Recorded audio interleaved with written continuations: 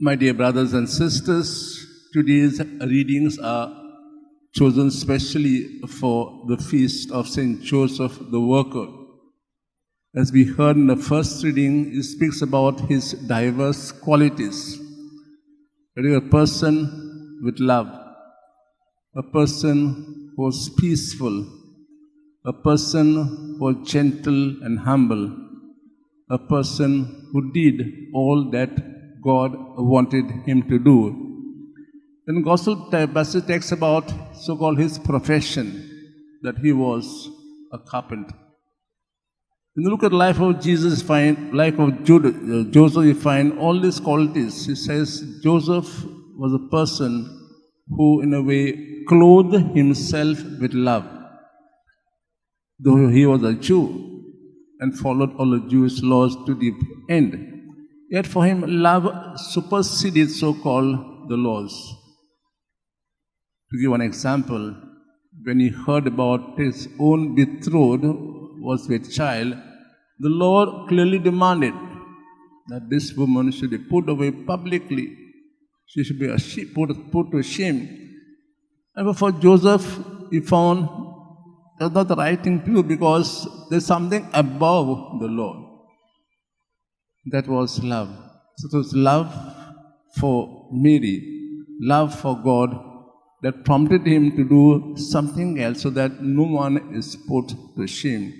Right through the life of Joseph, you find whatever he did for the family was done with love.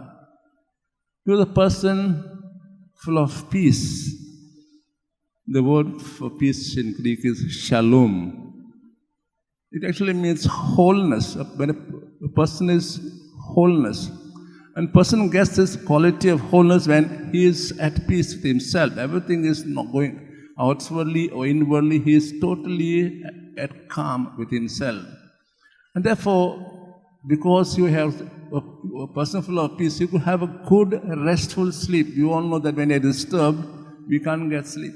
There's something or the bothers up. But he was a person fully at peace with himself. Therefore, he could allow God, or God could speak to him in his dreams. We call him the dreamer. So God could speak to him in his dreams, and he could listen to him and in a way immediately act on them. A person fully happy with what he is and what he has. He never dreamed of something more. He was satisfied with what he had. And therefore he says, he let God in a way speak to him throughout the life of his events. A person, he says, who in a way did not grumble, was gentle. He knew he was going to be the foster father of the Son of God. And yet he says, what God has given me is a great gift to bring this child up and teach him the basic traits of life. And being a carpenter, he thought, son, to be a carpenter.